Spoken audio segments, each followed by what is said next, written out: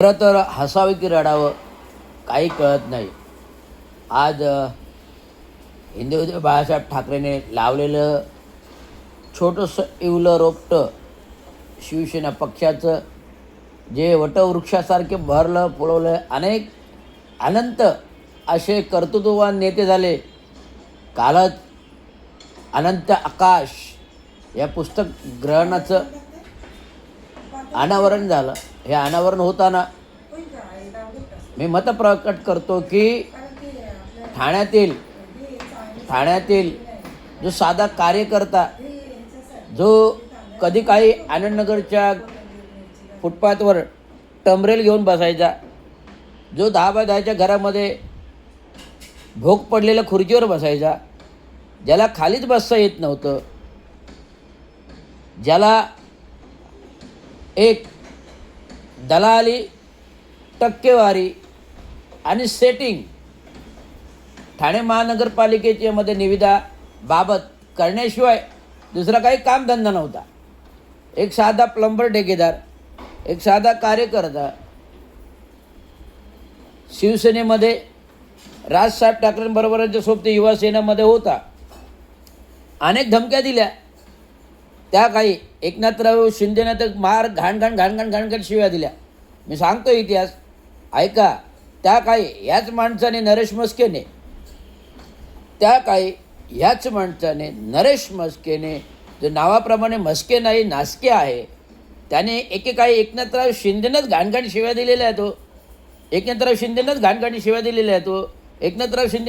शिव्या दिलेल्या आहेत. आणि त्याच एकनाथराव फुटीर गटाच्या शिंदेच्या शिवसेनेने नरेश मस्केंना नगरसेवक पद दिलं, गटनेता बनवलं, स्थायी समिती सभापती बनवलं, महापौर बनवलं. किती वर्षाचा कालावधी गेला? फक्त 10 वर्षाच्या कालखंडामध्ये एवढी सगळी भूषण पदं दिली. कशाचा रिझल्ट आहे तो? एकनाथराव शिंदेंना शिव्या दिल्यामुळे एवढी सर्व पदं मिळाली आणि मी शिवसेना सोडून चाललो अशी घोषणा केली होती एकेकाळी नरेश मस्क्यांनी.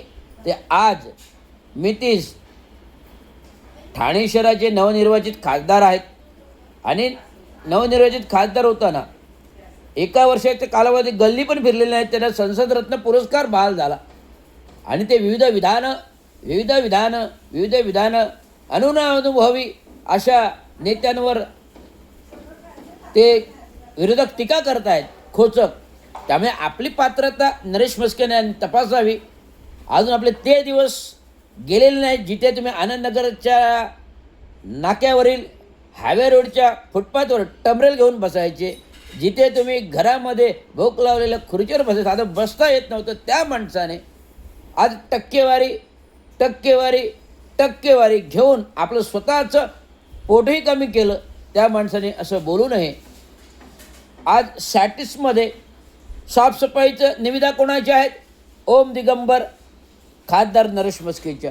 आज खासदार असूनही ठाणे महानगरपालिकेत ठेकेदारी करतो, अजूनही ठाणे महानगरपालिकेत टक्केवारी घेतो. आता खासदारकीचा निवडणूक फॉर्म भरताना फॉर्म नंबर 26 असेल. या 26 फॉर्ममध्ये 26 कोटीची संपत्ती मालमत्ता तुम्ही दर्शवली आहे, बरोबर? कुठून आणली? 10 घरामध्ये बोलो ना, भूक लागलेल्या खुर्चीवर बसणारा माणूस बसता नव्हता येत. तो 7 कोटीची संपत्ती कुठून आली? ईडीने चौकशी करावी, इन्कम टॅक्सने चौकशी करावी. आणि दुसऱ्यावरती भाषा करतात. अरे गणेश नाईक एक जुन्या जाणचा खेळाडू आहे, आमच्या वडिलांच्या कालावधीतला खेळाडू आहे. त्या काही त्यांनी शिवसेना वाढविण्यामध्ये फार मोठे कष्ट घेतले. संपूर्ण नवी मुंबई तो बेलापूर पट्टा ते ठाणे ते पालघरपर्यंत पोचलेलं हा मतदारक्षेत्र, आशियातला सगळ्यात मोठा मतदारसंघ होता तो गणेश नाईकांचा होता. त्यातून ते आमदार म्हणून सातत्याने निवडून आलेले आहेत. 4 टर्म आमदार म्हणून निवडून आलेले आहेत शिवसेनेमध्ये असताना. नंतर कालांतराने जे ते राष्ट्रवादीमध्ये गेले, राष्ट्रवादीमध्ये पण मंत्री राहिलेले आहेत, शिवसेनेचे पण मंत्री राहिलेले आहेत, राष्ट्रवादीचे मंत्री पण राहिलेले आहेत. आणि आता भारतीय जनता पार्टीमध्ये पण ते मंत्री आलेले आहेत. असं त्यांचं उत्तुंग कार्य आहे. बेलापूर पट्टा नवी मुंबईची जडणघडण कोणी केली? गणेश नाईकांनी केली. का पाहतो? काळ 80चा काळ पूर्ण नवी मुंबई सिडको परिसरात ऐरोली परिसरामध्ये एक एक एक एक एक एक डेव्हलपमेंट प्लॅन करत होते. आणि डेव्हलपमेंट आज नवी मुंबई फार विकासाच्या शिखरावर आहे, आज जगाच्या पाठीवर आहे. आणि जगाच्या पाठीवर हे आणलेले शिखर हे गणेश नाईकांमुळे आलेले आहेत. आणि गणेश नाईकांबरोबर असलेले सवंगडे अनेक फुटले. गणेश नाईकांना काय फरक नाही पडला. हे कालचे नासके अख्खं ठाण्यात त्याने बळजबरी केली आहे. आज ठाण्यामध्ये पूर्ण भ्रष्टाचार केलेला आहे. 1-1 लाख रुपये घेऊन दिव्यांगाचे स्टॉल देतं, फुटपाथवर पूर्ण गर्दी केलेली आहे. चालायला रस्ता नाही, लोक फुटपाथला पार्किंग, फुटपाथवर स्टॉल, फुटपाथवर बाजूला पार्किंग, लोक रस्त्यातून चालतात. काल वर्तकनगरच्या कोरस रोडला जिथे कधी ॲक्सिडेंट होत नाही, एक पोलीस अधिकारी ट्रक खाली गेला, त्याच्याबरोबर असलेली पोलीस बाई कामासाठी असलेली ती गेली. एक युवा तरुणाचा बाईकवर सकाळी ॲक्सिडेंट डोळ्याने मी पाहिला. हे कशामुळे घडतंय तर पूर्ण फुटपाथ अतिक्रमणग्रस्त केल्यामुळे. आणि मी संपूर्ण माहिती काढलेली आहे. नक्कीच नरेश म्हस्केवर या संपूर्ण ॲक्सिडेंटचा PIL गुन्हा दाखल करण्यासाठी PIL दाखल करणार आहे. लक्षात घ्या, नरेश म्हस्के माझ्या डोक्यात बसलेले आहेत.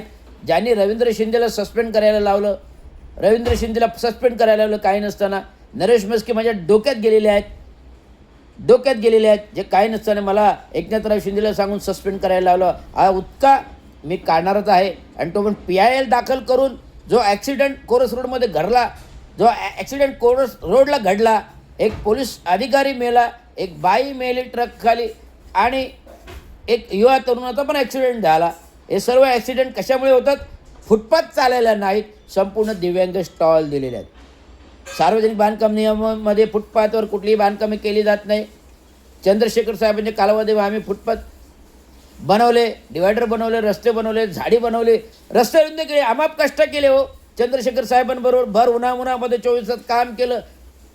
ते काय अशा भ्रष्टाचाराची बजबजपुरी करायला ठाण्याचं पूर्ण वाटलं. जे सौंदर्य ठाण्याचं केलं, बहुउद्देशीय ठाणे नेऊन ठेवलं. आज बदलतं ठाणे, आज आपलं ठाणे आपण विरोधी म्हणतो. आज बजबजपुरी केली या माजी महापौराने फार भ्रष्टाचार केलेला. टक्केवारीने महानगरपालिकेला आज कर्मचारी वेतन द्यायला पैसे नाहीत. आज 7वा वेतन द्यायला फरक नाही. बघतो ते तिजोरी वगैरे फक्त रस्ता जी विकास कामे होतात, फक्त महाराष्ट्र शासन विकास मोठमोठे बहुउद्देशीय टेंडर होतात, कामे होतात, ते केवळ नरेश म्हस्के अँड म्हस्के कंपनी आणि एकता शिंदेना टक्केवारी या हिशोबाने कामे होतात. त्यामुळे लोकांनी जागृत व्हा. येणाऱ्या महानगरपालिकेमध्ये स्वतंत्र मजूर कामगार पक्ष आपल्याला उभं करायचं आहे. स्वतंत्र मजूर कामगार पक्ष तिसरी आघाडी ठाण्यामध्ये शेडू ठाकून उभी राहणार आणि रवींद्र शिंदे ती घडवणार आहे. हे लक्षात घ्या. रवींद्र शिंदे में है दम, ना किसी को भी ना भिड़ने को तैयार है हम. रवींद्र शिंदे में है दम, किसी को भी भिड़ने को है तैयार है हम. ये संविधान रक्षक, कायदा रक्षक, आरक्षण रक्षक, महाराष्ट्राचा सिंह, रूपांतर, भारताच्या कायद्याचं रक्षक, भारताचं शस्त्रास्त्र. धन्यवाद.